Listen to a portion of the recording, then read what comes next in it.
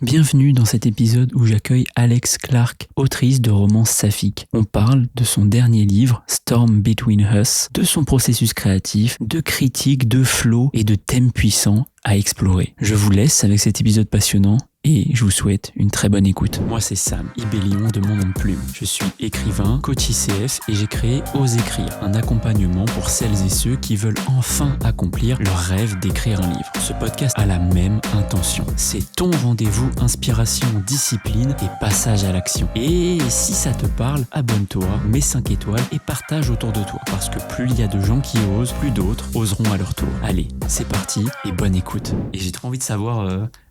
comment c'est de vivre en Espagne, d'écrire en Espagne? C'est trop bien, franchement c'est trop bien.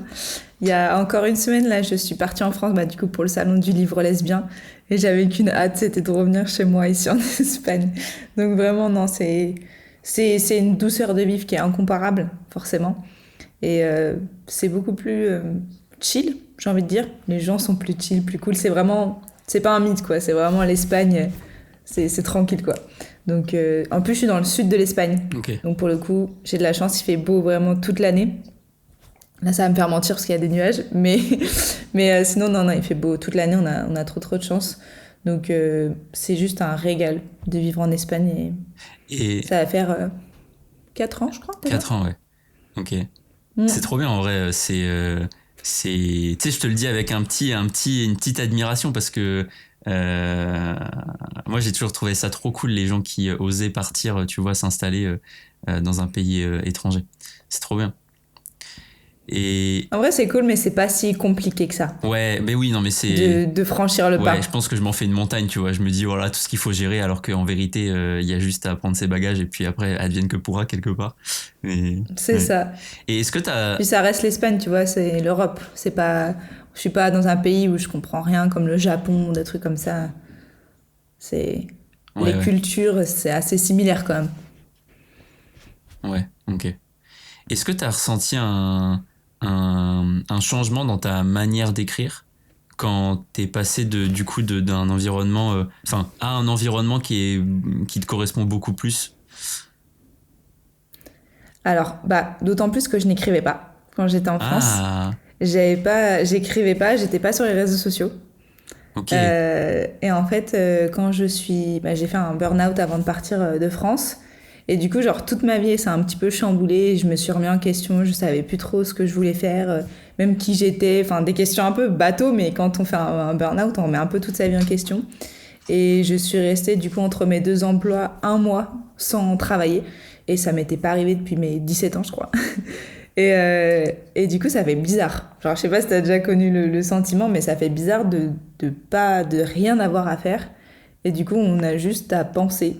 Et tout ce qu'on garde forcément à l'intérieur de nous, qu'on repousse un peu plus loin, en mode j'ai pas le temps d'y penser, tout remonte.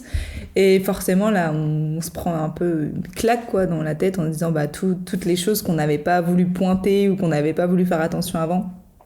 Forcément là c'est le moment, ton cerveau il te dit t'as plus rien à faire, t'as plus rien à penser, pense à ça. donc voilà. Et en fait depuis toute jeune je faisais des scénarios dans ma tête, etc. Et en fait c'est venu d'un truc mais hyper bateau. À ce moment-là je faisais que de lire pour m'échapper un petit peu de mon ressentiment à ce moment-là. Et du coup un jour j'ai dit à ma femme, j'ai dit putain mais j'arrive pas, je m'endors trop vite, je m'endors avant que je puisse continuer mon scénario. Déjà phrase très bizarre. Et elle m'a dit écris ton truc, comme ça tu reprends à partir de ce que t'as écrit. Du coup j'étais ouais ok. Et à ce moment-là je lisais, je pense que tu connais la plateforme Wattpad. Ouais. Du coup je lisais à ce moment-là sur ça. Et elle m'a dit écris ton truc et publie-le là-dessus. Et j'étais là dans ma tête, j'ai dit mais qui va aimer ce qui se passe dans mon cerveau vraiment. Et j'ai commencé à écrire comme ça. Et en fait les gens ils ont kiffé, ils ont vraiment adoré. J'avais des super bons retours. Alors forcément mon niveau d'écriture à ce moment-là et mon niveau d'écriture maintenant n'était pas du tout le même, il s'est passé 4 ans. Mais en fait ça m'a donné vraiment ce truc en mode ah ouais, il y a des gens qui aiment en fait ce qui se passe dans mon cerveau. Très bizarre. Et du coup en fait ça m'a un peu lancée. Et le fait d'être en Espagne, de connaître personne, tu sais un peu son entourage quand on grandit, surtout que j'ai fait mon coming out pas très longtemps avant de partir de France, il y a quelques années de ça, parce que j'avais déjà vécu aux États-Unis. Et du coup, j'étais dans un environnement un peu qui me plaisait pas. Et du coup, genre d'être libérée de tout ça, ça m'a un peu fait renaître, quoi. Et être vraiment qui j'étais, et c'était vraiment trop cool. On s'est un peu éloigné de la question, désolée. Non, au contraire, c'est trop cool. Et merci de le partager parce que c'est hyper inspirant. Et en fait, j'aurais tellement de choses sur lesquelles rebondir. Je sais pas par où commencer.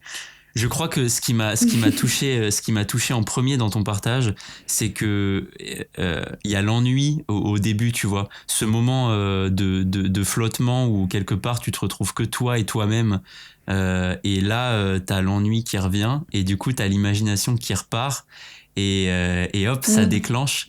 Et derrière ça, ce que je trouve encore plus beau, c'est que c'est finalement ta femme, donc celle avec qui tu partages ta vie, qui te met sur un chemin que t'aurais peut-être pas exploré si elle avait pas été là, tu vois. Ouais, complètement. Et ce truc, en fait, à chaque fois j'hallucine parce que ça paraît hyper bête de juste dire à quelqu'un pourquoi tu m'écris pas à l'écrit, tu vois. Et pourtant ça change tout. De ouf. De ouf. Parce que quand on est tout seul face à ça, on se dit absolument pas, genre, personne va lire ce qui se passe dans ma tête. Ça paraît complètement what the fuck en plus. Et au final, tu te dis genre, ah ouais. Mais en fait, il y a une phrase très humaine, c'est que tout ce qu'on vit, quelqu'un d'autre l'a déjà vécu en fait. Et peu importe dans tous les domaines, dans tout ce qui se passe, il y a forcément quelqu'un qui va se sentir vu par rapport à ce que t'écris, par rapport à ce que tu traverses et tout. Et juste pour rebondir par rapport à ça, tu vois, excuse-moi, des fois quand j'écris des choses, je verse des larmes, des fois je pleure quand j'écris mes livres, beaucoup, parce que je fais des personnages qui n'ont pas eu des vies franchement très faciles. Et quand je reçois des dizaines de messages qui m'ont dit mais merci en fait, parce qu'en fait j'ai mis les mots genre sur ce que t'as écrit, genre j'ai mis les mots sur ce que je vivais au quotidien, où ça m'a touchée parce que je me suis sentie vue et tout. Et c'est la meilleure des récompenses, franchement. Ouais, c'est inestimable. Et je sais pas, alors du coup je suis curieux de savoir toi là, ce que ça t'a fait la première fois, parce que en fait effectivement je trouve qu'on s'en rend pas compte. On le sait, tu vois, on le dit, oui, l'histoire que t'as traversée, quelqu'un d'autre l'a aussi forcément traversée. Mais qu'est-ce que tu ressens la première fois que quelqu'un te dit merci d'avoir écrit sur ça, parce que je me suis vraiment reconnu et ça m'a fait du bien, tu vois. D'un côté, je me sens très reconnaissante et à la fois, je me sens un petit peu triste forcément pour cette personne parce que je me dis que ce que j'ai écrit dans un personnage et ce que j'ai potentiellement traversé avec eux, c'est pas des choses très, très faciles. Donc je me dis si j'ai pu les aider un peu dans leur chemin de vie vers la guérison ou vers quelque chose d'autre, franchement, trop bien. Tu vois, même là, tu vois, sur l'histoire d'Emma, donc dans Captain Queen, qui intègre l'armée et tout, et qui a énormément de traumas sur son passé, j'ai eu des militaires qui m'ont écrit et qui m'ont dit franchement merci et tout. Alors forcément, moi j'ai pris des raccourcis dans mon histoire parce que je suis pas là pour faire un manuel, tu vois. Donc forcément j'ai pris des raccourcis cinématographiques, on va dire, pour que ça rende mieux. Mais quand même, j'ai des gens qui m'ont dit ouais, c'est merci, en fait c'est ce que je vis au quotidien, mais en même temps c'est d'écrire là-dessus, ça m'a vraiment touchée et je me suis sentie vue et genre ça m'a plu, quoi. Donc non, c'est trop bien. Ouais, c'est très bizarre en même temps, mais c'est bien. Ouais, c'est ça, je suis d'accord. Il y a un sentiment mais c'est un peu ce que tu partageais tout à l'heure en disant attends, mais il y a des trucs dans ma tête qui vont résonner chez d'autres et c'est assez fou, ouais, c'est assez fou. Mais du coup c'est ça l'autre chose qui m'était venue après. C'est quelle première idée du coup que t'as écrit enfin finalement les premiers scénarios que tu te faisais. C'était Captain Queen du coup, mon premier scénario, parce que avant de rencontrer ma femme, j'avais la volonté d'intégrer l'armée.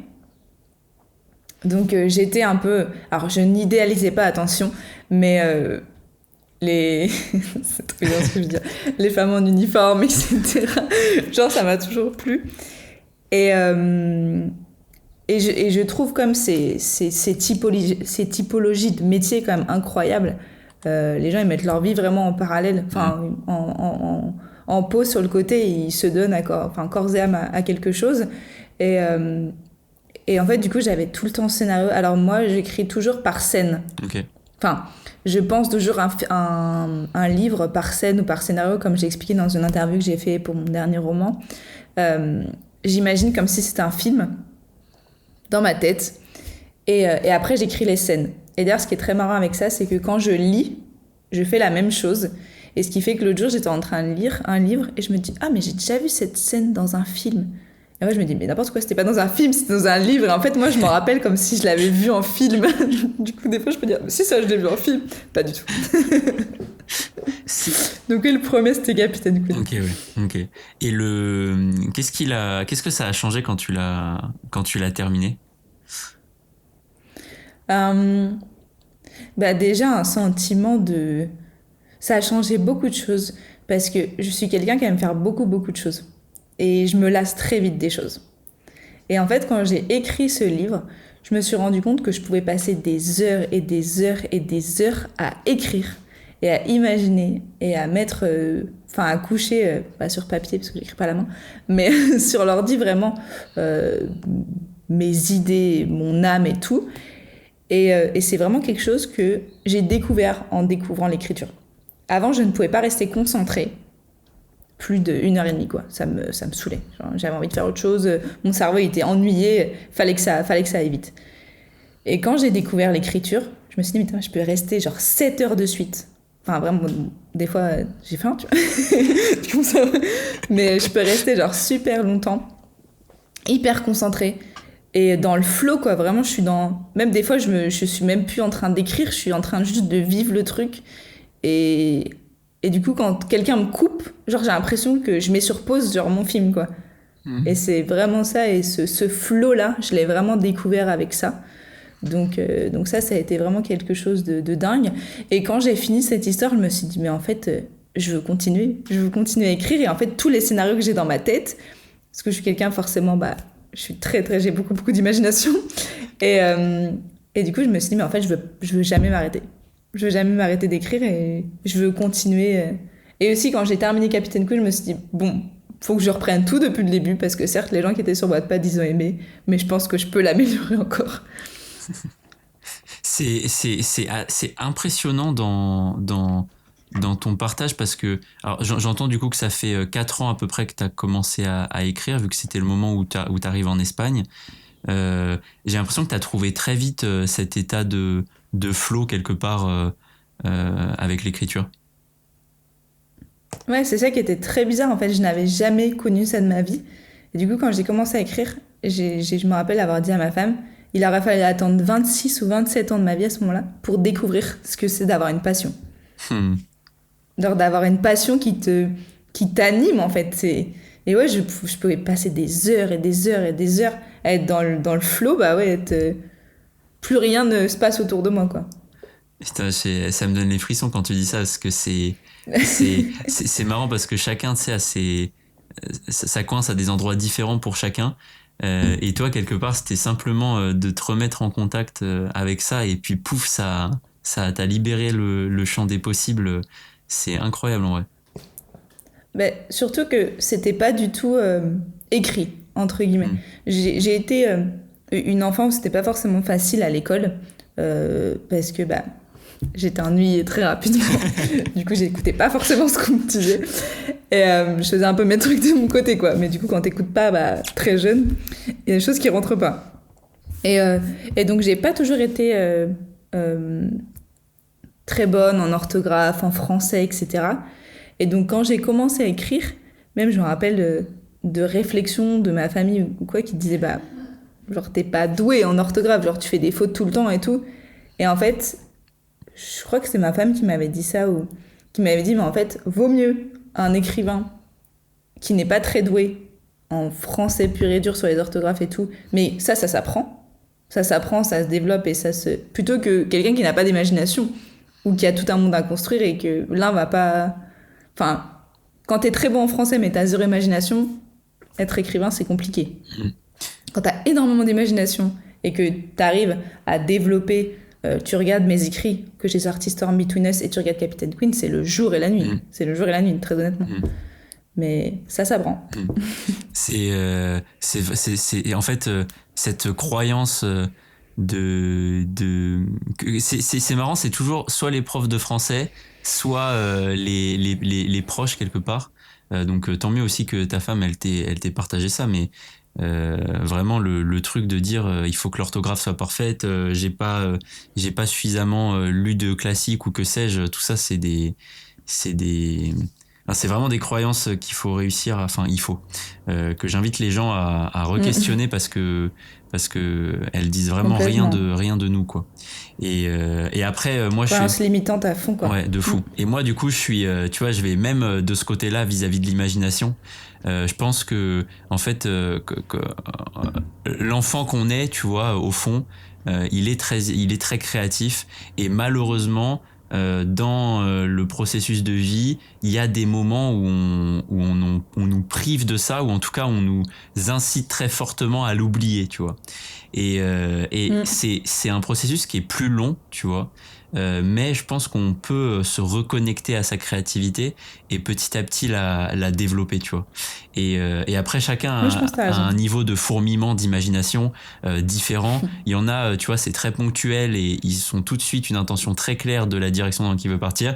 Et après moi j'avoue que je suis un peu comme toi, moi ça fourmille, ça explose dans tous les sens. Et là du coup le plus compliqué devient de dire ok, laquelle je choisis parce que je vais pas pouvoir toutes les faire, tu vois. Qu'est-ce que je fais en premier? Ouais, exactement. Oui. Exactement. Et comment, d'ailleurs, tiens, ça me fait venir une question parce que du coup, toi, tout de suite, t'as Captain Queen, donc tu fonces, et puis après, t'en fais plusieurs. Comment tu choisis, tu vois, le thème sur lequel t'as envie d'écrire, l'idée que t'as envie d'exploiter? C'est une très bonne question. Comment j'ai choisi déjà les autres? Déjà, je pense que sur mes idées, j'essaye de, par exemple, tu vois, si l'idée elle vient d'une scène ou d'un personnage, etc., j'essaye de réfléchir si c'est vraiment très exploitable. Okay. Parce que, tu vois, l'autre jour, j'ai eu une idée qui était intéressante, mais j'ai commencé à écrire dessus et je me suis dit, faire 500 000, n'importe quoi, 50 000 mots, 60 000 mots dessus, ça me paraît un peu compliqué. Ça va être redondant et ça va être un peu pas assez profond. Donc, tu vois, pourtant, l'idée de base me paraissait intéressante. Donc, j'essaie en fait de me dire, ok, si j'exploite cette idée, quel pourrait être le background un peu de mes personnages? Est-ce que ça pourrait être intéressant? Est-ce que le thème n'est pas aussi très redondant? Parce que je suis une grande lectrice, donc des fois, tu vois, j'ai un peu envie d'écrire sur des tropes ou des thèmes que j'adore moi-même, mais je me dis, ça peut être un peu redondant pour mes lecteurs. Donc j'essaye de, comme tu dis, de développer un peu cette imagination et de partir dans des choses et dans des voies un petit peu différentes. Donc comment je choisis? Je regarde si l'idée elle est exploitable. J'essaye aussi de... Alors j'ai une pensée aussi un peu entrepreneuriale aussi, donc j'essaye de voir à quel moment, combien de temps ça pourrait me prendre d'écrire potentiellement cette idée, à quel moment je pourrais la sortir. Et j'essaye par exemple, si j'ai 6 mois ou 7 mois avant l'été, d'écrire une romance qui est plus légère, que je pourrais sortir en été, et sur début d'année ou fin d'année, plutôt quelque chose d'un peu plus, je me permets, d'un peu plus sombre. Donc c'est comme ça que je choisis en vérité. Ou des fois il y a des personnages qui m'animent vraiment plus que d'autres. Ça dépend. Ou des fois je me fais hyper par des copines en mode si, écris ça. Ok. le petit craquage amical. Ouais. En vrai c'est je suis hyper impressionné par ta manière de fonctionner parce que je trouve que t'as beaucoup de recul sur les idées que tu peux avoir et tu vois t'arrives à faire le tri avec des vraies choses qui toi te parlent.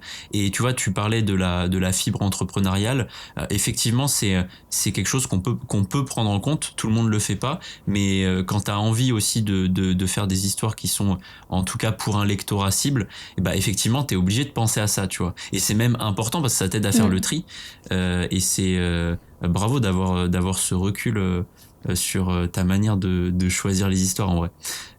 Ça, tu vois, par exemple, moi, c'est quelque chose. Alors, c'est mon rapport très personnel à l'écriture, mais je suis très admiratif parce que ça, c'est quelque chose que moi, j'arrive pas à faire, tu vois. Alors après, j'arrive pas, mais tu vois, ça me pose pas de problème. Donc, dans le fond, je m'en fous un peu. Mais c'est trop cool, je trouve, que t'essaies aussi cette réflexion vis-à-vis de ton lectorat. Mais en même temps, c'est un peu à double tranchant cette pensée parce que des fois je me dis ça, et des fois après je lis les commentaires qu'on fait sur mes bouquins. Alors dans la 90% des cas c'est très positif. Et des fois il y a des commentaires qui me touchent plus que d'autres ou qui remettent en cause ce que j'écris ou quelque chose que j'ai fait. Et je me dis c'est quand même très bizarre de... Quand on prend juste le truc en mode on met notre âme et notre trip dans un livre et on le présente à la foule un petit peu. Et là, la foule dit non, j'aurais pas fait ça comme ça. Tu sais, c'est le rapport aux avis. J'en parlais avec une très bonne amie à moi et on disait c'est quand même un peu bizarre, tu vois, de mettre toutes ses tripes et toute son âme et de laisser après et de se dire tenez, je veux plus voir. Et tu regardes un peu quand même et tu te dis ouf, ça fait mal.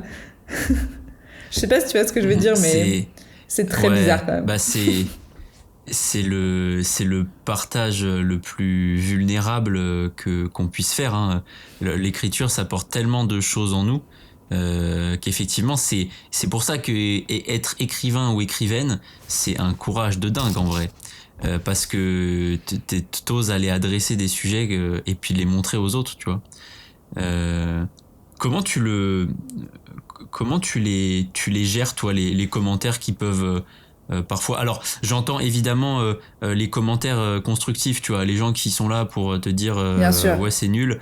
Quelque part, cela, ça nous fait une belle jambe et ça en dit vachement plus long sur la personne qui fait le commentaire que sur l'écrivain, tu vois. Comment tu les gères, toi, les commentaires, je dirais, du coup, les critiques constructives, quelque part? Alors, ça dépend. Genre, par exemple, tu vois, déjà, dans un premier temps, quand j'écris mon livre et que je l'envoie en bêta lecture, avant ma bêta lecteur, c'était ma femme. Elle est Okay. hyper critique. Hyper critique, mais d'une manière constructive parce elle veut pousser le truc, elle veut pousser l'histoire et elle veut me pousser et elle sait de quoi je suis capable. Et aussi, des fois, elle me dit ça, je sais ce que t'as voulu écrire parce que c'est dans ton cerveau, mais tu l'as pas mis. Parce que moi, je lui explique mon histoire, etc. Et elle me dit, ça, je sais ce que t'as voulu faire.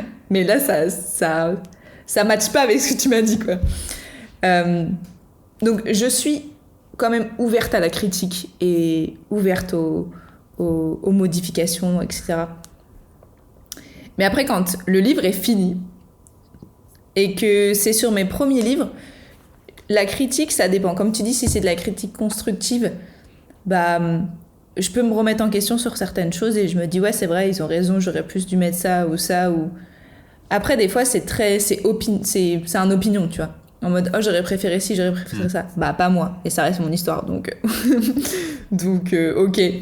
Mais c'est vrai qu'il y a, surtout sur ma dernière histoire, celle que je viens juste de sortir, j'avoue, je sais pas pourquoi, mais les critiques négatives ou un peu moins positives me font un peu plus mal. Parce que je me dis, c'est pas vrai, il y a des choses, c'est pas vrai. Et peut-être que, comme on a vraiment travaillé assez longtemps sur ce projet, et que j'y ai vraiment mis beaucoup, peut-être que le rapport à la critique est un peu plus touchy, on va dire. Mais j'essaie de prendre toujours, en tout cas, les critiques constructives en me disant, ok, bah, pour le prochain, j'essaierai de prendre en considération ce qu'on me dit. C'est vrai que j'aurais pu faire la distinction dans ma question. Effectivement, des critiques constructives sur un projet qui est terminé. Bon bah oui, ça te fait quelque part, tu peux que les accueillir en te disant bon bah ok, peut-être qu'il y a certains retours que je pourrais intégrer sur la suite. Et après t'as fait la bonne distinction. Effectivement, t'as des choses, c'est des opinions, et ça arrive même pour les bêta lecteurs en vrai. Parfois ils te partagent en disant bah moi j'aurais préféré ça, et j'ai adoré ton truc non, de dire bah ouais c'est cool mais moi c'est mon histoire donc j'adore. C'est bien, ton avis sympa. Comment t'arrives à te détacher autant finalement du regard des autres, tu vois? Je pense que ça a été un gros travail sur moi-même aussi. Et je pense que le fait d'avoir ma femme en bêta-lecteur m'a vraiment désensibilisée. Et de me dire, c'est pas vraiment ma personne qui est touchée. C'est un instant T ce que j'ai réalisé, ce que j'ai produit. Ou des fois, je vais réagir à chaud. Je vais dire, non, c'est pas vrai. Et après, je vais constater ça parce que je vais dire, peut-être elle a raison quand même. Et je vais revenir là-dessus. Donc, ça va être un petit peu en deux phases où je vais être un peu en mode de toucher dans mon ego. En me disant absolument pas. Et après, je me dis, ok, mais il a peut-être raison, j'aurais peut-être dû faire ça. Mais non, je pense que ça a été un travail. Après, je vais avoir 30 ans cette année. Je pense que plus on mûrit, j'ai envie de dire, plus on s'éloigne un petit peu du regard des gens et de ce que les gens peuvent penser de nous, parce que les opinions, tout le monde en a. Hein. Ça veut pas forcément dire qu'ils sont bons. Et ça dépend en plus. Enfin, tu vois, par exemple, j'ai eu une critique sur mon dernier livre qui me disait, alors, déjà précision, le livre est une romance. Prends ça en considération. Et dans la catégorie romance. Et la personne me disait, oui, il n'y a pas assez d'action, ou c'est quand même une romance catastrophe, hein, mais il n'y a pas assez d'action, j'aurais préféré plus d'action et un peu moins de romance ou quelque chose comme ça.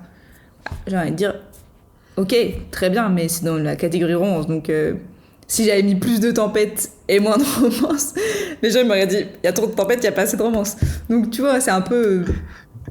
Tout le monde aura une opinion différente. Il y a des gens, quelqu'un va te dire « Ah, ça j'aime bien », et l'autre personne va te dire « Ah, ça j'aime pas ». Bah, si t'écoutes tout le monde, tu fais plus rien.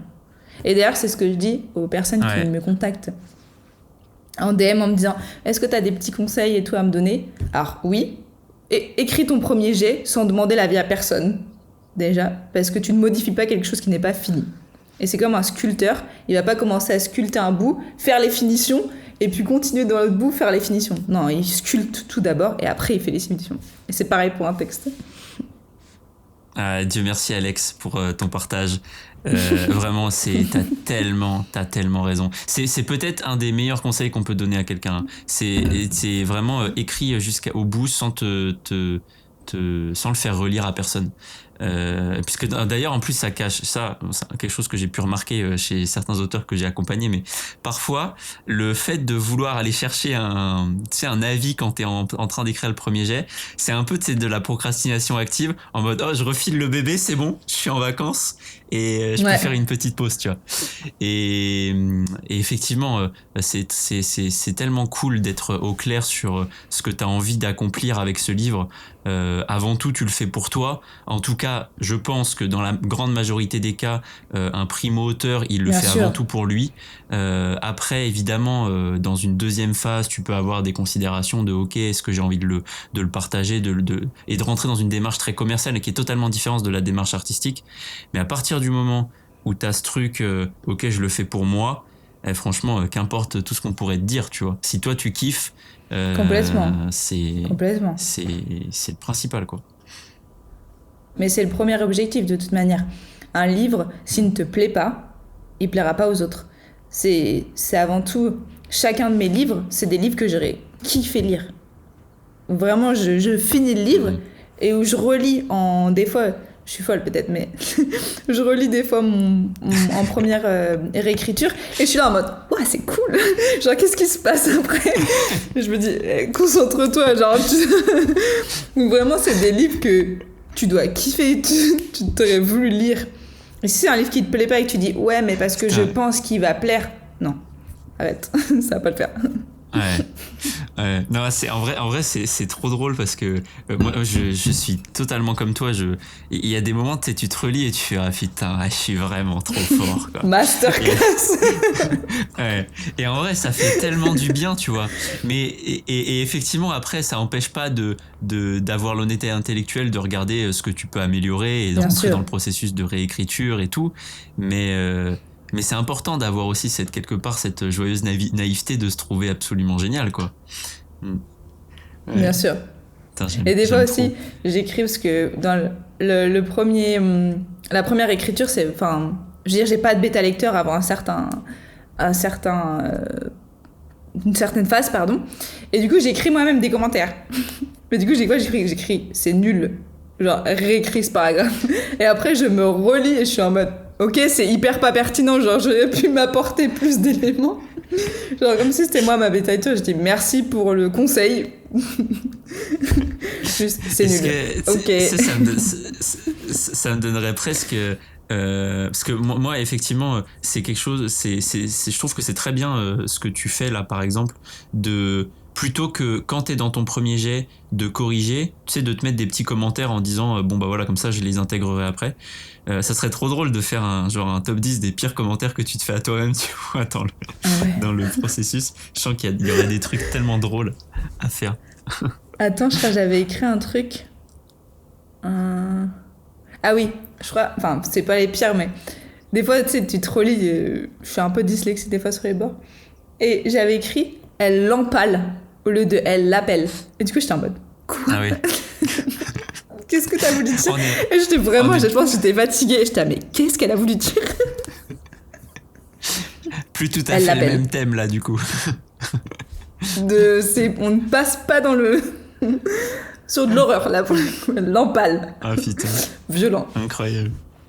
Et aussi, oui, ce que t'as dit, c'est très important de pas mettre de commentaires pendant que t'écris. Parce que des fois, ça m'arrive, ou des fois, ça m'arrivait avant, j'écris, par exemple, la moitié d'un chapitre et je commence à relire. Ça casse, en fait, le flow et ça casse l'énergie que tu as parce que t'es plongé dans quelque chose que tu fais et tu vas relire plus haut et ça te casse, en fait, ton élan. Voilà, c'est le mot que je cherchais. C'est très vrai, et la vraie subtilité qui est hyper intéressante à capter dans ton partage, c'est quand tu fais les choses en conscience, tu vois. Toi, j'entends dans ton fonctionnement que le flow est hyper important pour ta créativité et pour que tu avances. Et ben effectivement, si tu vas relire juste pour relire, bah tu vas vraiment tout casser, quoi. Donc c'est très important de savoir pourquoi tu fais les choses quelque part. Et c'est pour ça que quelqu'un qui dans un premier jet me demanderait en plein milieu si je peux relire, moi tout de suite très challengeant, je lui dirais ok, qu'est-ce que tu viens chercher en me demandant de relire là maintenant? Est-ce que tu as vraiment besoin d'un avis sur un point très spécifique, et auquel cas explique-le-moi? Ou alors est-ce que c'est juste une manière détournée de me dire que t'as un petit peu peur de ce qu'on pourrait penser de ce que t'écris, ou que t'as pas trop confiance en ce que t'écris, etc. Et auquel cas on travaille pas le même sujet, quoi. Et ça, c'est mettre de la conscience sur ce qu'on fait. Mais c'est encore pire, je pense, de pas avoir confiance en soi et de demander un avis extérieur alors que t'as pas fini ton premier jet. Parce que d'une part, les avis que toi tu peux avoir ou que moi je peux avoir, par exemple, on a écrit. Du coup, j'écris, je suis en mon 7e livre, donc moi je suis hyper critique avec moi. Donc quand je vois les écrits de quelqu'un d'autre, bah, j'ai envie d'être autant critique pour aider cette personne. Sauf que 90% des gens ne sont pas prêts à recevoir des critiques aussi poussées, on va dire, parce que ça fait mal, hein, en vrai, de lire des critiques et tu te dis, fais chier, ça me perd dans mon élan et je dois recommencer ci, je dois recommencer ça. Donc vraiment, et en plus, des fois, t'arrives, comme tu dis, au milieu du manuscrit, je trouve que t'arrives à des points pivots où ça se trouve, tu vas écrire la fin et tu vas dire « Ah ouais, mais j'ai d'autres idées en fait que je pourrais remettre au début et que je pourrais remettre au milieu. » Et que non, au final, ce personnage-là, je vais lui donner plus d'intensité, machin. Et en fait, toi-même, tout seul, tu vas trouver ou tu vas avoir des idées sur ton début, mais il faut vraiment que tu finisses, quoi. Après, des fois, je fais de l'alpha-lecture, donc j'écris en même temps que quelqu'un et son manuscrit, mais je capte pas ses commentaires, quoi. J'avance. Et exactement, et puis en fait après, à force, tu vois, toi t'es à ton 7e roman, et donc quelque part t'as un niveau de conscience de ton fonctionnement qui est très très élevé, et donc en fait tu peux te permettre de demander une alpha lecture, une bêta lecture en plein milieu, parce qu'en fait tu sais très bien comment tu fonctionnes. Et effectivement complètement. Quand tu le sais pas, c'est intéressant de creuser les vraies questions, et effectivement, tu vois, plutôt que d'aller chercher un retour, de capter qu'en fait c'est peut-être parce que t'as pas confiance en ton texte, et alors là d'aller travailler ce sujet de la confiance. Et après ça dépend de chacun, et là pour le coup j'ai travaillé ce sujet avec suffisamment d'auteurs pour te dire que c'est difficile de donner une réponse universelle à comment trouver la confiance en soi dans son texte, tu vois. Mais ouais, mettre la conscience sur le texte. Mais juste peut-être se dire que des sujets, non, t'inquiète, les sujets dont la personne parle, Parce que j'ai beaucoup de personnes qui me disent oui, mais je sais pas si ça va intéresser quelqu'un ou quoi. Si ça te touche et si toi-même en tant qu'écrivain, t'as envie de partager ce sujet et c'est quelque chose que toi t'as traversé ou c'est une émotion que t'as traversé et t'as envie de partager un bout de toi ou de quelque chose, ça va forcément résonner dans quelqu'un d'autre. Et c'est avant tout comme ce qu'on a dit au tout début, il faut faire la chose pour toi avant de même penser ouais, mais est-ce que ça va plaire aux autres? En vrai, on s'en fout. Si ça te plaît à toi, ça plaira aux autres. Normalement. Carrément. Et ça fait une très belle transition vers tes livres et tes thématiques. Qu'est-ce que tu peux me raconter sur ton dernier roman du coup? Ok. Plein de choses. Non, en vrai, on va suivre Dakota. On va suivre Dakota Sullivan, donc qui est une chasseuse de tornades, qui est très solitaire, donc qui fait sa vie toute seule, qui est dans sa petite Jeep, qui est tranquille, qui a sa chaîne YouTube Storm Rush pour un petit peu vivre forcément de son activité. Et en même temps, elle travaille pour des chaînes d'infos où elle leur vend des reportages. Donc c'est quelqu'un de très solitaire, qui n'a pas eu une très très bonne relation ou un très bon passé avec ses parents. Et d'ailleurs, ce que j'aime beaucoup beaucoup dans ce roman, c'est que tout au long du roman, il y a des flashbacks de son enfance, qui sont assez corsés, mais qui sont hyper intéressants pour comprendre son personnage. Parce que ça va être un personnage où au tout début, on va se dire un petit peu genre « Oh putain, elle est rude elle » ou « Pourquoi elle réagit comme ça ?» ou « Détends-toi » tu vois. Et en fait, au fur et à mesure, elle va se détendre. Et en plus, on va avoir des flashbacks de son enfance, de son histoire. On va dire « Ah putain, mais c'est pour ça qu'elle réagit comme ça » ou « C'est pour ça qu'elle fait ça ». Et d'ailleurs, je le fais dans chacun de mes livres, c'est que tout le monde voit la vie selon son propre prisme à soi. Et les réactions, comment on va réagir à quelqu'un d'autre, ça va être fait par rapport à ce qu'on a vécu. Et l'autre personne, pareil. D'ailleurs, quand l'autre personne a tendance à nous blesser, c'est plutôt que l'autre personne est... Enfin, c'est pas nous le problème, c'est l'autre personne qui a un problème. Enfin, j'ai vraiment très résumé le truc, mais je pense que tu vois ce que je veux dire. Et donc, d'un côté, donc, on a Dakota. Tout le livre est du point de vue de Dakota parce que c'était un personnage qui est ultra intéressant pour moi et du coup que je voulais vraiment développer. Et d'ailleurs, ma mère m'a dit que je ressemblais beaucoup à Dakota, donc ça m'a fait beaucoup rire. Parce que ma mère a lu le livre, elle l'a adoré d'ailleurs. Et donc, on a Samantha de l'autre côté, qui vient un petit peu en yin et yang par rapport à Dakota. Et donc, c'est quelqu'un qui est très strict, très dans le contrôle, qui a besoin que ça soit carré, qui a besoin que ça soit expliqué par des chiffres et démontré. Donc vraiment tout l'opposé finalement de Dakota, sauf qu'elles vont être amenées à travailler ensemble sur une tornade. Et sauf qu'une tornade, c'est un élément de la nature qui est quand même très violent, où il faut être préparé, et il y en a une qui est pour l'instinct et l'autre qui est pour la science. Donc un peu la science contre l'instinct. Si l'une ne s'écoute pas, enfin, l'une et l'autre ne vont pas s'écouter, ça va donner quelque chose de très dramatique, mais de très très sympa à lire. J'allais dire à regarder, tu vois, à lire. Et on va apprendre à décortiquer ces deux femmes qui sont extraordinaires et qui, je pense, d'ailleurs, il y a beaucoup de personnes qui m'ont envoyé des messages qui m'ont dit je me suis beaucoup vue dans un ou l'autre des personnages. Et du coup, je me suis dit ah ouais, mais les autres peuvent penser ça ou ça de moi, alors que non. Genre, tu vois, et ça, j'adore. Quand les gens, ils se remettent en question en se disant, ah putain, mais si je suis comme ça, en fait, les gens, ils peuvent être blessés par mon comportement, alors qu'au fond de moi, c'est moi qui ai mal ou c'est moi qui ai pas envie de m'ouvrir, mais sauf que la personne, elle peut penser que c'est elle le problème. Donc, c'était hyper intéressant à écrire. Et voilà, je sais pas si ça a répondu à tes questions, mais... Ah bien sûr, il y a encore une fois, déjà tu vois, je saisis beaucoup plus le titre Storm Between Us parce que du coup c'est le sujet de ce qu'elles vont étudier quelque part, et puis tu sens très bien dans ce que t'en parles, je trouve que tu le transmets très bien, que t'as finalement ces deux personnalités, une qui est très instinctive et une qui est très tête, très rationnelle, etc. Et ça fait très souvent des étincelles, effectivement.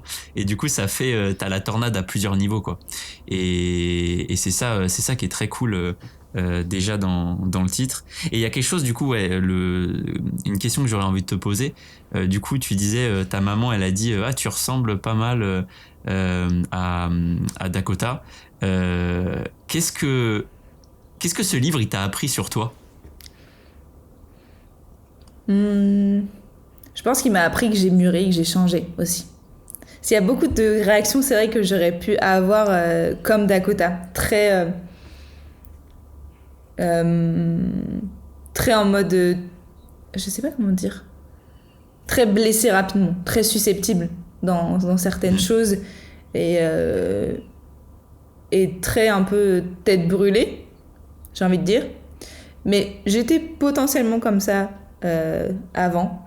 Et je pense que ça m'a montré que, aussi, bah, je l'écris, mais aussi, même moi, ça me fait des leçons de vie, hein, que la communication, c'est hyper important. Les gens ne sont pas dans notre tête. Et ça va faire 8 ans que je suis avec ma femme, donc on parle beaucoup, beaucoup de sujets comme ça. Et à chaque fois qu'on a des petits accrochages ou des trucs comme ça, ce qui est très rare, elle me dit, je suis pas dans ta tête. Et c'est très important. Les personnes qui sont très en dedans ou qui montent vite à l'intérieur, j'ai envie de dire, où les émotions montent vite à l'intérieur, bah on n'est pas dans votre tête. Et du coup, je m'inclus dans vous. Et c'est important d'exprimer ce qu'on ressent et même d'exprimer ce qu'on a ressenti pour un peu enlever la soupape et que ça sert, quoi. Les images sont nulles, mais je pense que tu as compris Au contraire, le sujet. Au contraire, c'est une très très bonne image. Cette soupape ou cette cocotte minute, c'est vraiment si tu à un moment permets pas la vapeur de partir, le truc explose, quoi. Et bah quand ça explose, ça fait rarement du bien à soi et en plus de ça aux gens qui sont autour de toi. Complètement.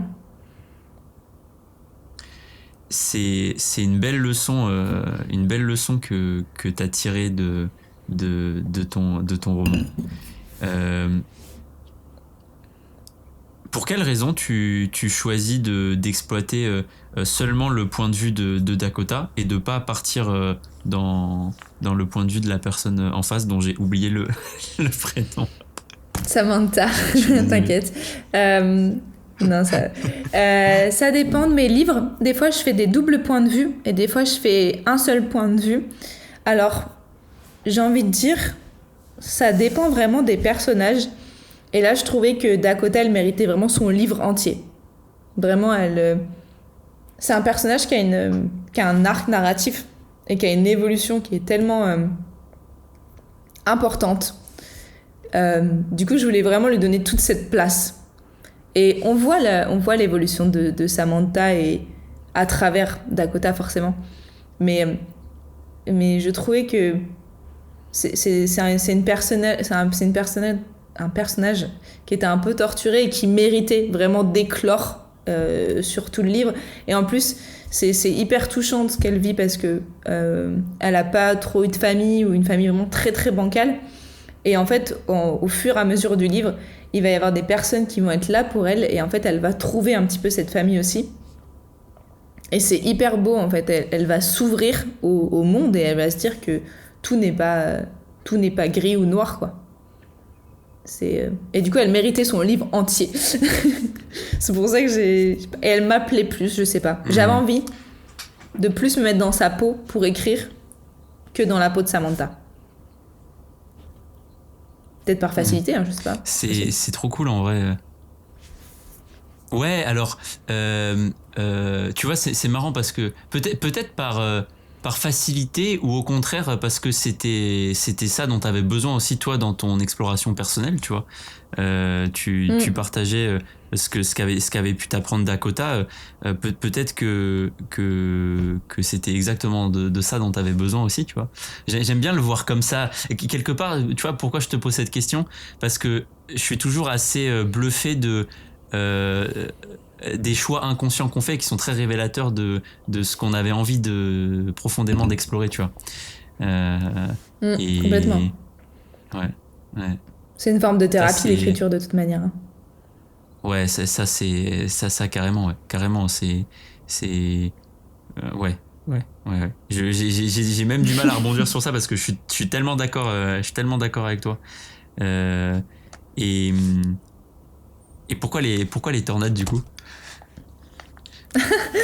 Parce que j'ai toujours adoré les films catastrophes, avec les tsunamis et tout, vraiment j'adore.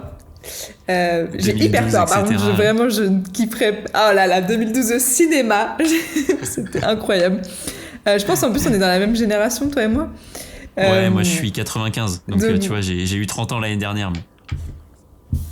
voilà, je vais avoir 30 ans en novembre, 95-96.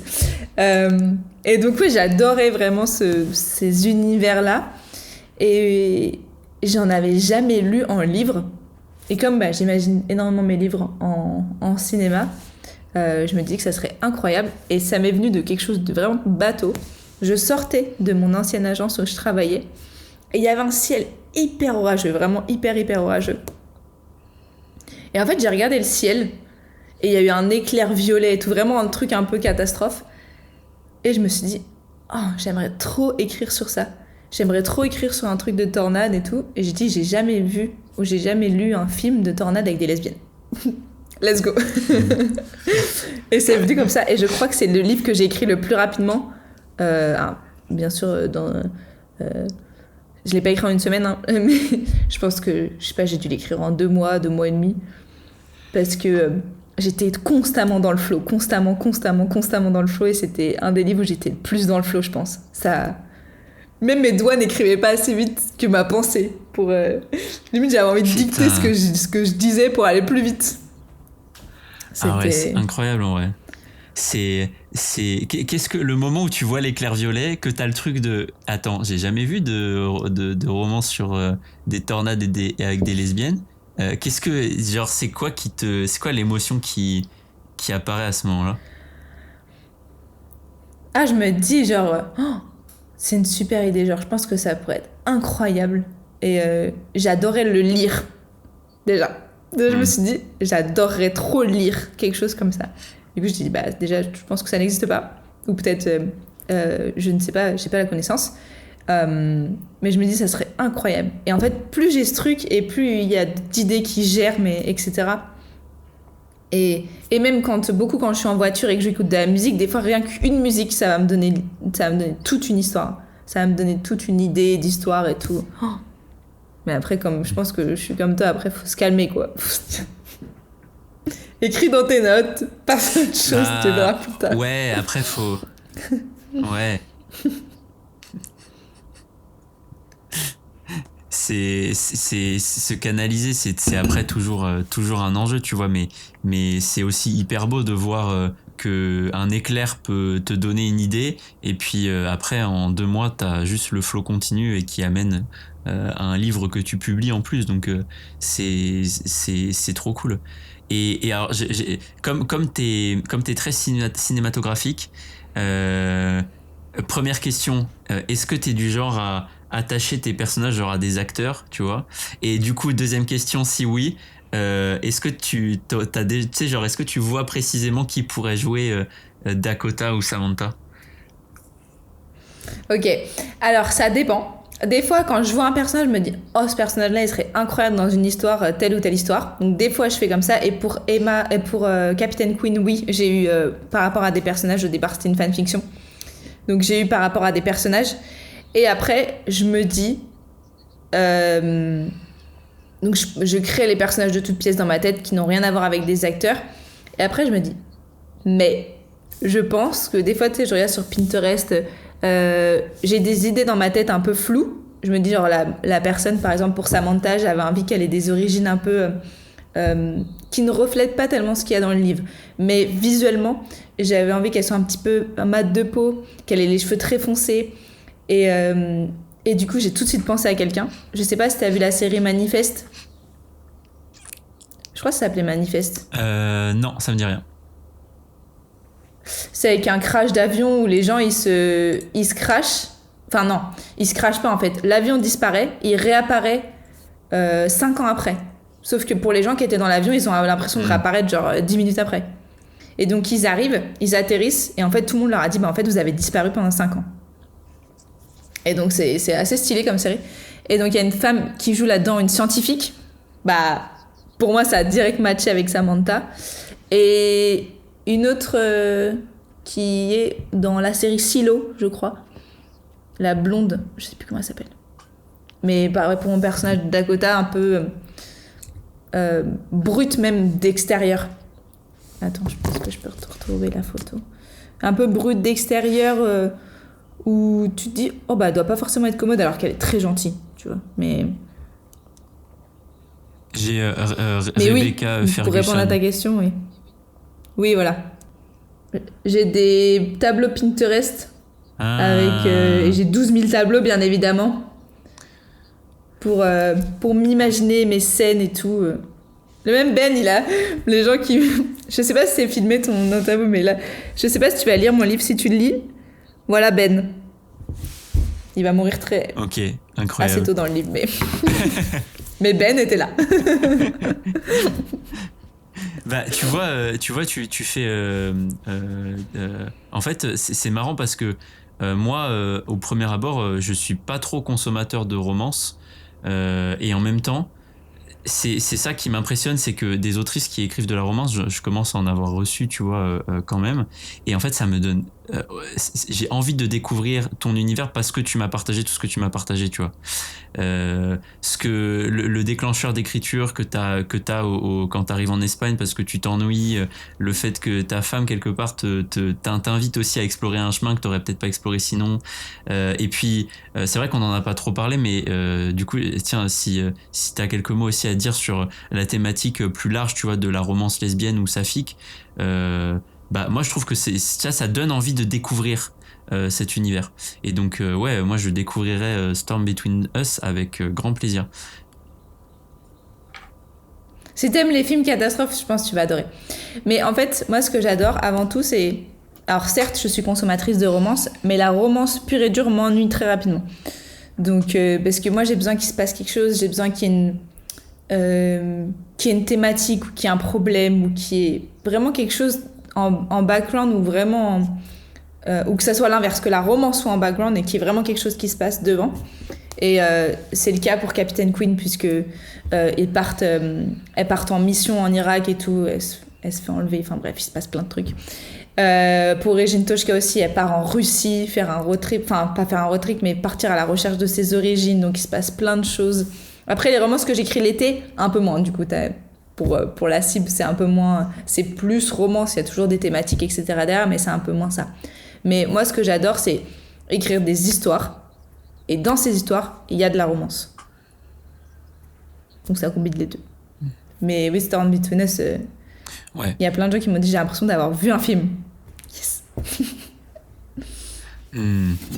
C'est ça, effectivement, c'est un trop beau compliment. Et j'aime beaucoup ta manière de voir la romance, plutôt qu'un genre en soi, de penser l'histoire et d'avoir quelque part la romance qui sert cette histoire. C'est vrai, tu vois, j'aime beaucoup cette manière de voir ce genre-là. Tu me fais bien réfléchir là. Parce que moi j'adore quand même la romance, mais que la romance, des fois oui ça m'ennuie, donc mais après des fois je pars même dans ma tête, quand l'histoire germe, je peux avoir quand même une romance entre deux personnages, mais après je vais dire ok, comment ça peut s'inscrire dans une histoire. Donc ça c'est hyper important. Et pour répondre à ta question de la romance saphique, forcément moi j'aime les femmes, donc quand j'ai commencé à lire, j'ai lu je lisais beaucoup plus quand j'étais plus jeune, mais il y avait rien qui m'accrochait. J'ai adoré à l'époque, c'était quoi, Nos étoiles contraires, des choses comme ça. Enfin il y a des livres un peu emblématiques où j'avais vraiment adoré, mais où j'espérais un petit peu, tu vois, que l'autre personnage soit une femme. Et quand j'ai commencé vraiment à lire de la romance saphique, je ne connaissais pas encore la maison d'édition avec laquelle j'ai été éditée, et du coup j'avais lu des écrits, mais c'était très littéraire. Donc littéraire, poétique. Alors pas que je n'aime pas ça, mais faut avoir le temps. Où c'était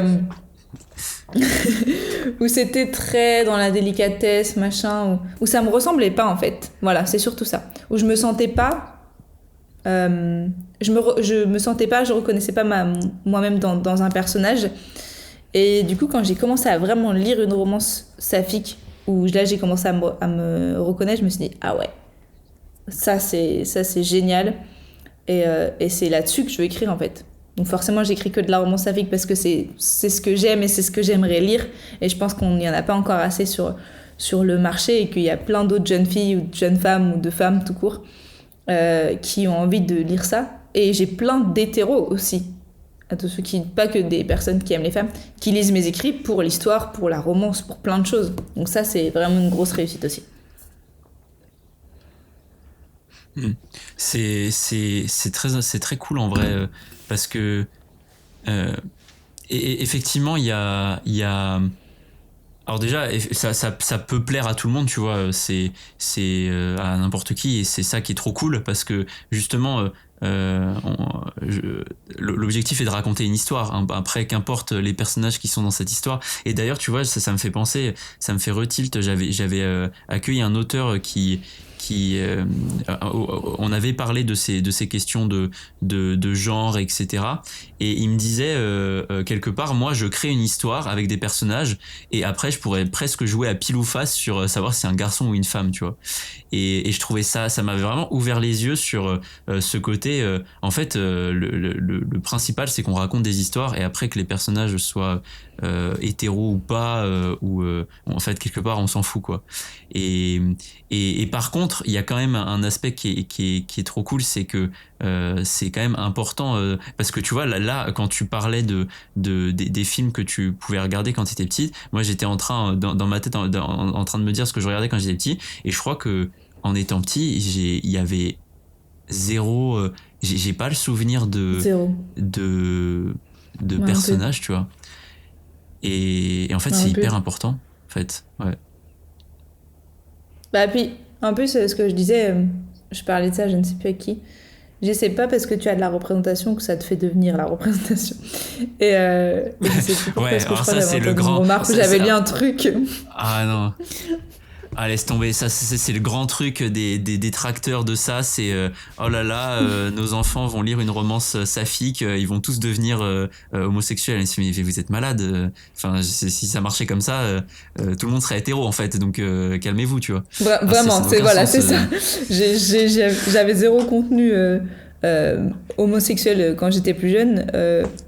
Bah, spoiler alerte, je le suis. Hein, donc vraiment, ça n'a aucun... Au contraire, je pense que du coup, t'es moins... tu te poses moins 12 000 questions à l'intérieur de toi en te disant genre, est-ce que j'ai un problème? Genre, est-ce que... pourquoi quand ma poitrine a commencé à pousser, je me suis dit, oh non, mon bus, il va plus ressembler à un bus de petit garçon, tu vois. Des trucs un peu que quand t'es enfant, tu te poses des questions vraiment lunaires. Mais du coup, quand t'as de la représentation, je pense, ou que c'est normal, bah en fait, t'as plus ce genre de questions. Et je trouve que la génération après nous, la génération des 2003, ma petite sœur, je trouve qu'ils sont bien plus ouverts là-dessus. Et pour eux, genre, c'est un non-sujet, je trouve, à mon sens. Pour eux, ils sont vraiment beaucoup plus ouverts d'esprit. Et ils sont en mode, ouais, bah, c'est une fille ou un garçon, je m'en fiche. Genre, vraiment, ils sont vraiment beaucoup plus ouverts et je suis contente que ça aille dans ce sens-là. C'est carrément vrai, et je pense que typiquement les auteurs et les autrices comme toi qui prennent le temps d'écrire sur ces sujets-là aident aussi beaucoup à ça, et en fait ça fait beaucoup de bien aux jeunes qui arrivent quelque part. Bien sûr, et il y en a plein, je sais qu'avec Captain Queen, je sais que j'en ai plein qui se sont mis à lire, qui m'ont dit je ne lisais jamais de ma vie, j'arrivais pas à me concentrer plus d'une page et je l'ai dévoré en 1 jour et demi, 2 jours. Merci, grâce à ça je me suis mis à la lecture, ça m'a donné envie d'en lire plus. Enfin, c'est trop bien. Lire, c'est vivre les yeux ouverts, genre, enfin, vivre un imaginaire les yeux ouverts, c'est incroyable. Putain, j'allais te demander de voir, de tirer une conclusion, mais quelque part, lire, c'est voyager les yeux ouverts, c'est pas mal. C'est pas mal. Mais je te laisse quand même le mot de la fin. Qu'est-ce que tu aurais envie de conclure et de raconter sur Storm Between Us? Ah, on est interrompu par... Attends, mon robot, il a décidé de... L'attaque du robot. L'attaque du robot. Conclure. C'est pas facile de conclure. Qu'est-ce que je pourrais dire? Je pourrais dire que mes histoires sont universelles et que tout le monde peut les lire, tout le monde peut se reconnaître dedans, parce que c'est des sujets et c'est des problématiques et c'est des histoires qui peuvent parler à tout le monde. Et si vous aimez les films catastrophes, mais pas que, la romance, les histoires un peu punchy, parce que les personnages ils sont vraiment drôles entre eux, mais ils sont pas très sympas entre eux au départ.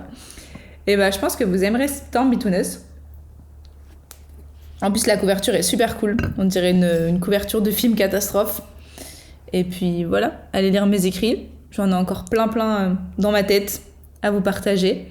Donc, allez lire. Lire, c'est super cool. Merci beaucoup Alex, et je rejoins ton partage sur la couverture. Elle m'a effectivement fait un feeling de film catastrophe. Et ça rejoint, je comprends mieux du coup le côté très cinématographique que t'as à la fois dans ta représentation de l'écriture et dans ta pratique de l'écriture. Merci beaucoup de t'être ouverte et d'avoir partagé tout ça avec nous. Avec grand plaisir, merci à toi de m'avoir accueilli, c'était hyper cool. Et puis peut-être à bientôt pour une seconde partie. Merci d'être là, épisode après épisode. Si ce podcast t'inspire, t'aide ou te met du baume au cœur, t'abonner, mettre 5 étoiles et le partager, c'est le meilleur moyen de m'aider à toucher le plus de gens qui ont un livre en eux. Parce qu'après tout, plus il y a de livres écrits et mieux le monde se porte. À très vite. Ose écrire.